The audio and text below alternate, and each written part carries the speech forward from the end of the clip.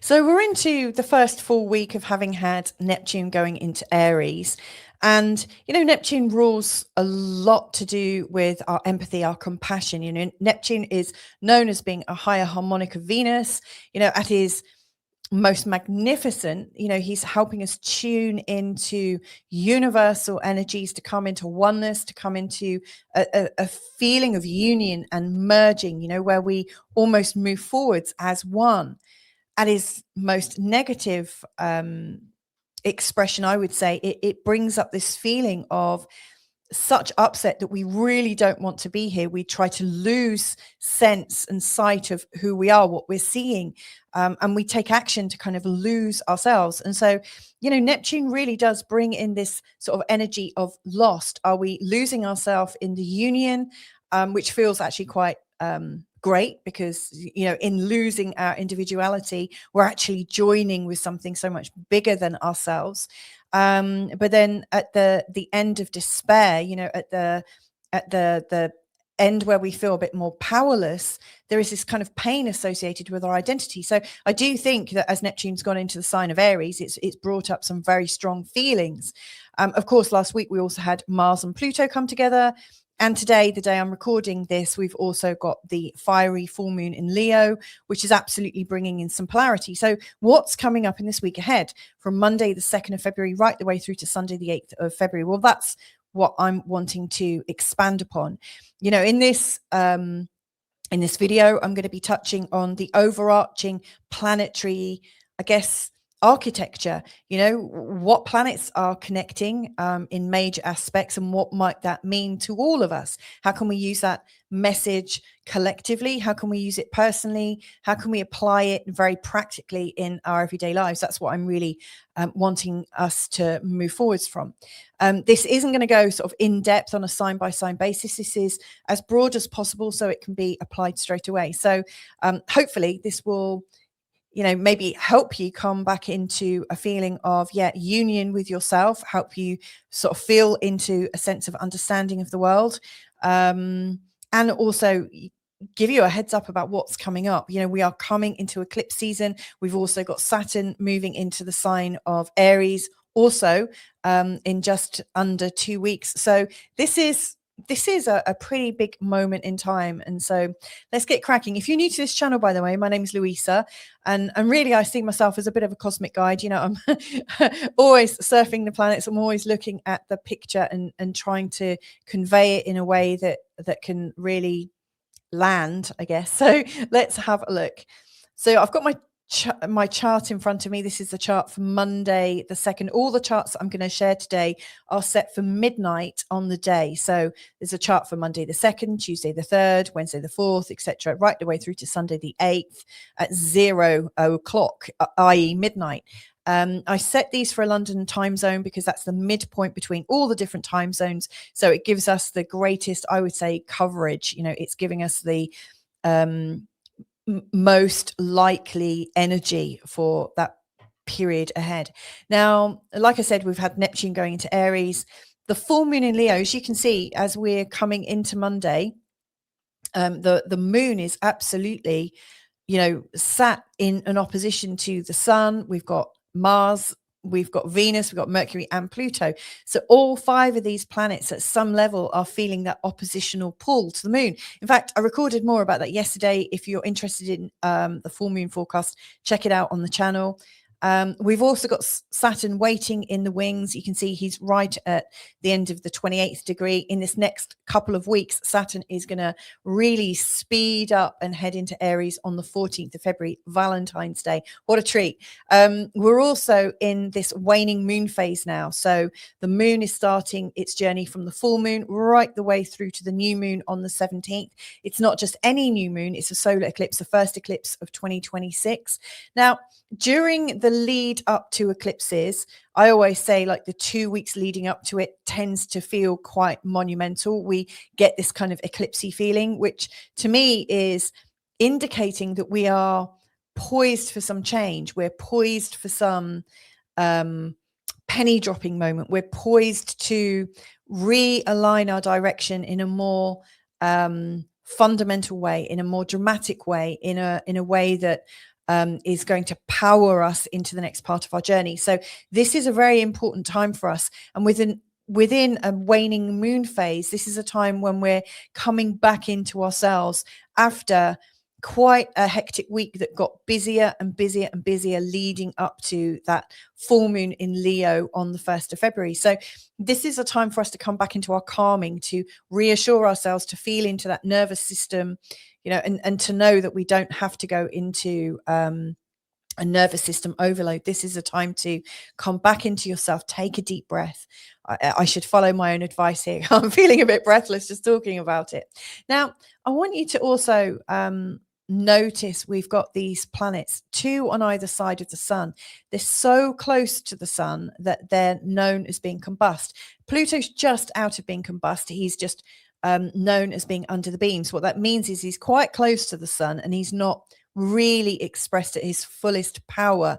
Similarly, Mercury's just about to come out of being in a combust situation, but Mars and Venus are so close to the sun right now that everything to do with femininity and compassion and gentleness and receptivity, which is very much a Venus thing, and also everything that's to do with Mars, the striving, the thrusting, the pushing, and the defending, that kind of energy. It's not really at its full level. The sun being as big as it is kind of overcrowding and it's kind of silencing Mars and Venus. So they're not so strong this week. It's going to be interesting as well because Venus is making some exact aspects in this week ahead, but she's not at her full power. So what I really take from this is that the sun just feels super identified. The sun is all about our personality.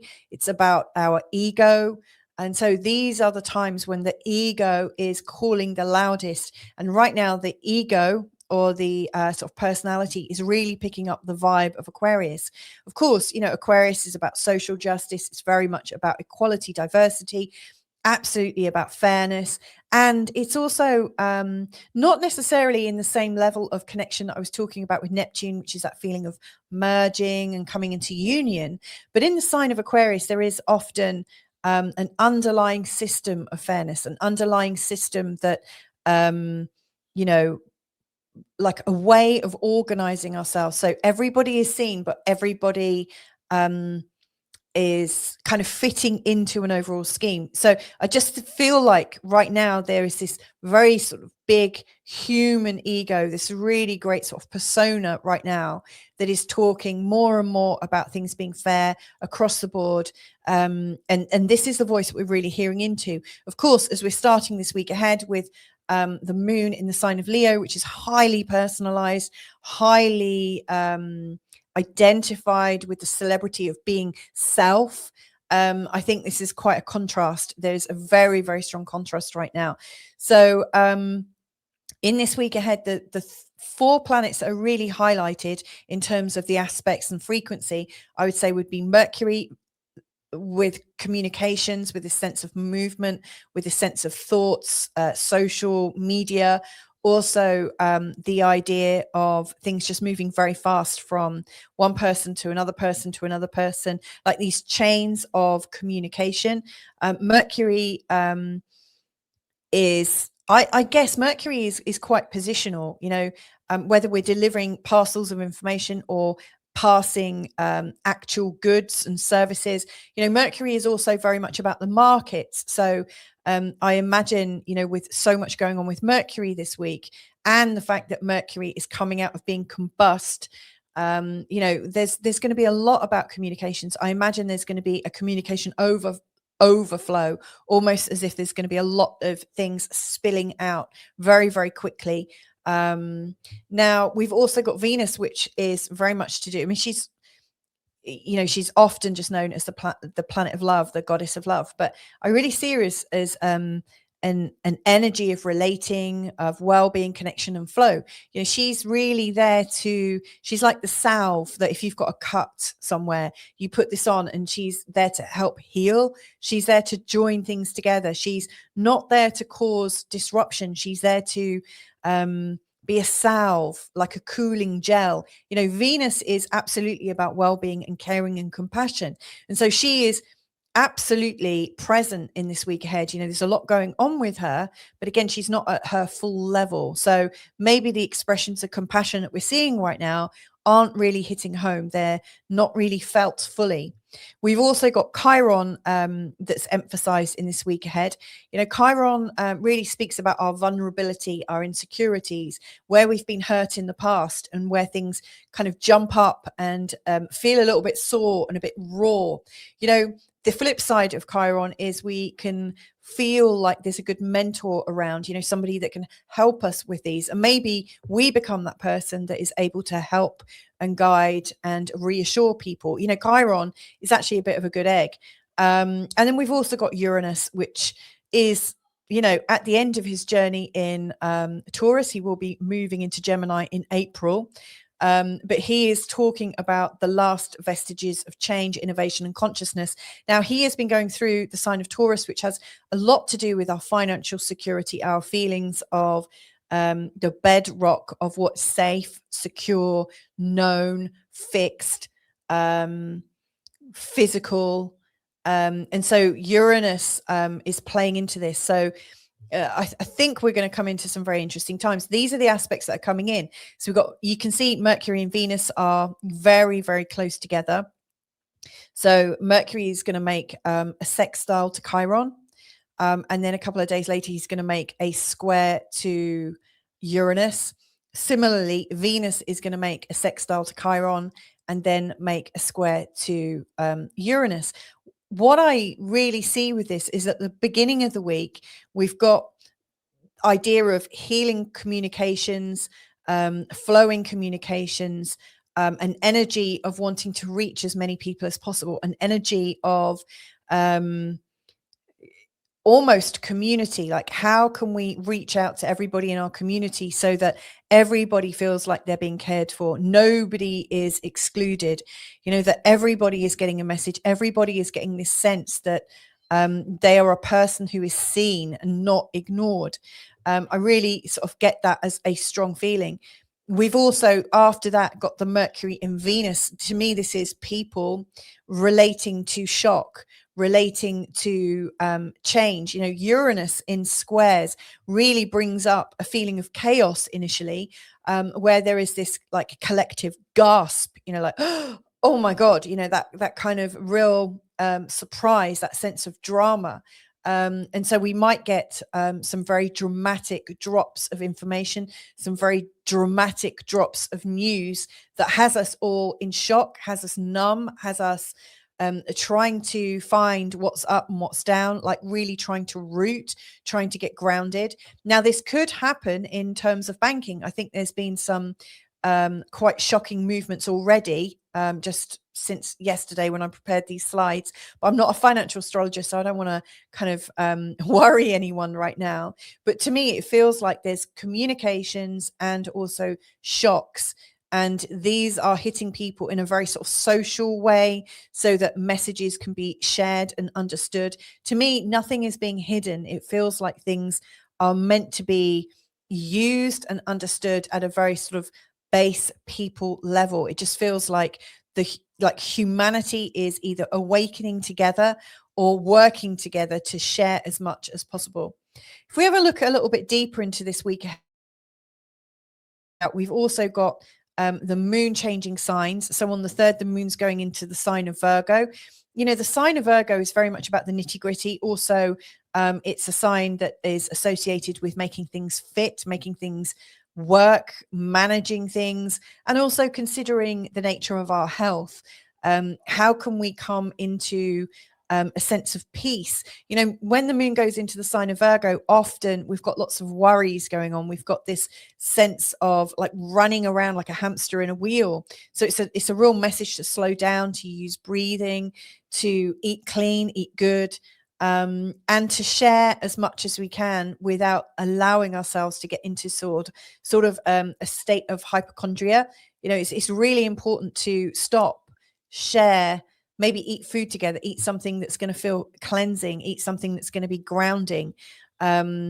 Self-care is really important between the 3rd and the 5th. As we go through the week, the moon is also going to go into the sign of Libra. And this is this is a time when, first of all, we get to examine beauty, we get to examine glamour, we get to examine fairness, but almost the softer side of fairness. Like, where have our prejudices come in because somebody seeming more well-rounded or seeming to have the money or the means or the ability to show the good side, but not necessarily the ugly side, not necessarily the side that might make us recoil. So I think, between the 5th and the 7th, we are maybe examining how our own prejudice has implicated the shock that's going on right now. The moon's going into Libra, but we've also got Mercury in a square to Uranus. This is a day when there is this feeling of tension from what we physically know, what's been communicated with us, but also what we're able to channel and ascertain. Mercury in a square with Uranus shows sudden flashes of insight, sudden flashes of knowing that can put us on a very different trajectory. The sign of Libra also is very much about weighing up the scales. This is about balance. This isn't about like tipping one way or tipping the other. This is about how can we get integrated? How can, at a shocking time, we find a sense of balance rather than going like wonky and falling over? That's coming a little bit later. The invitation, when the moon goes into the sign of Scorpio, we really feel things deeply. And our sense of trust and loyalty are really coming up as themes to examine. You might find that you're wanting to keep people very close to you, the people that you love, admire, adore, and protect. You want those people as close to you as possible. This is a time when our fears can come up a little bit and we can get a bit defensive. The old idea of the scorpionic sting in the tail. Anyone that's going to come and mess with us is going to get we're going to get quite defensive to protect our own. And so that moon in Scorpio, if it's coming in during a time of shock, when there's a feeling of chaos and when there's a feeling of outrage and when there's a sudden knowing that has come up, that moon into Scorpio can absolutely bring about a bit more chaos. Now, when I sort of remind us, we are at a time when Neptune has just gone into Aries. The last time this happened was during the time of the American Civil War. It's a time when our ideologies absolutely come out, and we're fearless in expressing them. The inner warrior comes out. We fight for the things that we're feeling really, really strongly. But remember, Neptune doesn't necessarily give us a clear picture. Neptune gives us a feeling of our ideals and the morality around our ideals. But Neptune is quite a foggy character. Neptune doesn't give us a clear sight. There's always some deception involved with Neptune. I think the clarity is coming in a shocking way around the 5th. That's when all of a sudden it feels like the veils of the Neptune reality just drop for a little bit and we get to see a little bit behind. I don't know if you've seen video clips of, and I don't know if it's a meme or if it's from an old film, but I remember seeing a video where there's a guy wearing like certain glasses and he's looking around the world. He sees all these like glossy signs and we see what we're meant to see, puts the glasses on, he sees the reality of it. He sees the underlying intention behind things. And so I do think there's that kind of energy going on in this week ahead. It really does feel like we can put these X-ray specs on and we can see things with a surprising new clarity, which could absolutely undermine some of the things that we've believed, some of the things that we've bought into, and also some of the things that we've absolutely built our identity around.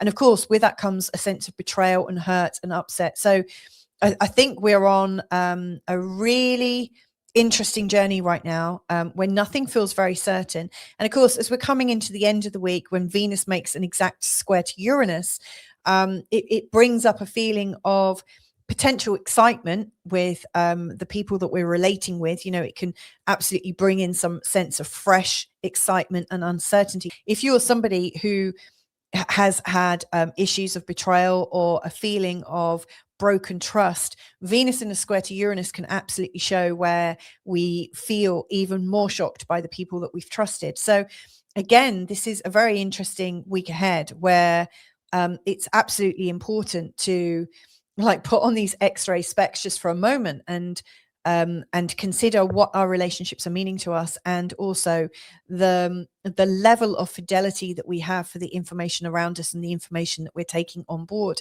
Now, from another perspective, Uranus as a planet, is all about astrology. He's all about planets. He's all about consciousness.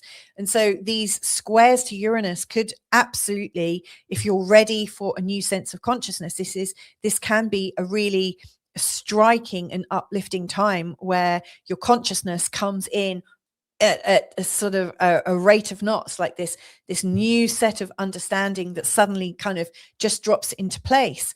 And absolutely, that's a place of possibility. That's a place of absolute rapid awakening. And of course, with that does come a certain amount of chaos, because of the people around you that might be a bit shocked by, how you're suddenly seeing the world in a very sort of, with very different lenses. But I imagine for a lot of people around the world, this is actually likely to come about as a sense of chaos and confusion, and an upset about how things have been managed, how things have been hidden, and now how things are being absolutely revealed. And that brings me to the final sort of shift in this week ahead, which is Mercury going into the sign of Pisces. I mean, Mercury's been going through the sign of Aquarius for quite some time. And, in the sign of Aquarius, Mercury really enjoys the sense of logic, the sense of purposefulness, the idea of sharing information because it feels like it's the responsible thing to do. But as Mercury goes into the sign of Pisces, the energy of Mercury, Mercury's in his detriment in the sign of Pisces. He's really not strong in the sign of Pisces. And so facts tend to go out the window. The sense of rationality, the sense of understanding why you're doing things, or the argument that you might have, it starts to fall away. It's almost like the certainty is just not there anymore. And Mercury in Pisces is really driven from the emotions, the psyche. So if you're feeling emotionally balanced, then Mercury is going to sound like a lovely song. It's going to come out like some beautiful prose. But if you're feeling really under par and emotional and really triggered, then Mercury is going to sound really off. The sort of usual rhythm that you might have with Mercury, the ability to create thoughts and communicate them in a coherent way, it's just going to fall apart.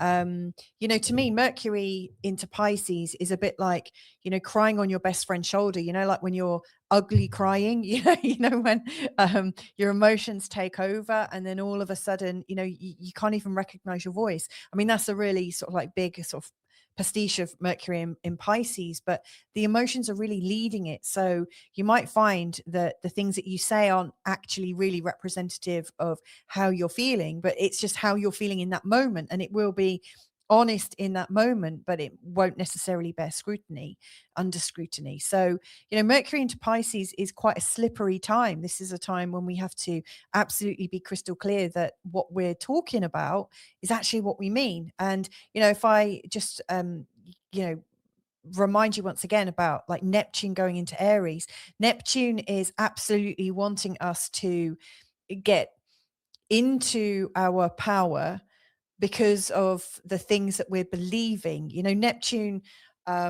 rules Pisces. Neptune has a lot about our feelings and our spirituality. And so we feel things so deeply.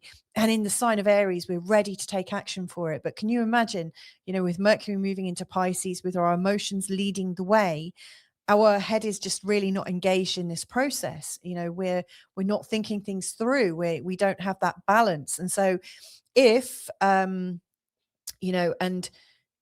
like if Mercury going into a square with Uranus feels really threatening, and that there's a sudden release of information or a sudden knowing, as Mercury goes into Pisces, we might be acting on something that we're really not that sure about. And so I really do think in this week ahead, especially as the moon is waning, especially as we're going into the eclipse period, it would be really sensible to just, have an off switch, have a, I don't know, some kind of code that your trusted friends have, like you might have in a relationship. I have it with my husband. We've got a couple of words, that are like fail safe words. If one of us says something to the other, if we say that code word, we know to pay attention. We know that something's not quite right and it's time for us to move. It's time for us to go. And we can slip it into any conversation. We've only used it twice, I think, in 15 years. So you might, if you've got a trusted friend around you who you absolutely trust the judgment of, and vice versa, if you've got a word that you can share to each other that says, whoa, whoa, whoa, take a step back from your emotions right now, this would be a really good time to engage in that. This would be a good time to come back into yourself, express your emotions and really feel them, really cry. Like Mercury is moving. Mercury is always moving things because it's from thought to thought to thought to thought to communication. And so in the sign of Pisces, it's an inner communication. So, we could actually communicate with our tears. We could sit down and absolutely grieve the things that are going on, really feel things so that they're not coming out necessarily in a way that would be very damaging to us. And to me, this is where the healing is coming in. This is where the healing possibility of Mercury sextile Chiron, Venus sextile Chiron is coming in. So yeah, if you've been feeling that things have just got bottled up, really from Friday the 6th, I see that there's this kind of watershed moment where things are starting to come out. So this is a big week, building on from the astrology from the week before. So if this spoke to you at a deeper level and you want to look at each day with a little bit more depth, I record a 5 to 10 minute forecast every day within my school community, which is a free community to join. And if you want to go there and understand, what's going on with the moons on those days as well. For instance, on Monday, there's an opposition to Venus from the moon, an opposition to Mercury from the moon, also a lovely healing trine energy between the moon and Chiron. So, each day I will go a little bit deeper. And, if there are questions in the community, I usually seek to answer them on a day by day basis within the forecast itself. So if that sounds like something that will help you go deeper and bring you a sense of uplift or joy or connection, you'd like to join us, then all you need to do is go to www.school.com, that's skool.com/feelgood astrology, or you can also just scan the code just up there. And that will also give you access to the app. It's something that you can have on your phone. It's really easy. Oh God, look at the screen. It needs a good clean. You can use it on your phone. You can also use it on your desktop. So hopefully see you there. But if not, catch you in a forecast real soon. Thanks for listening today. Have a great week ahead. Bye for now.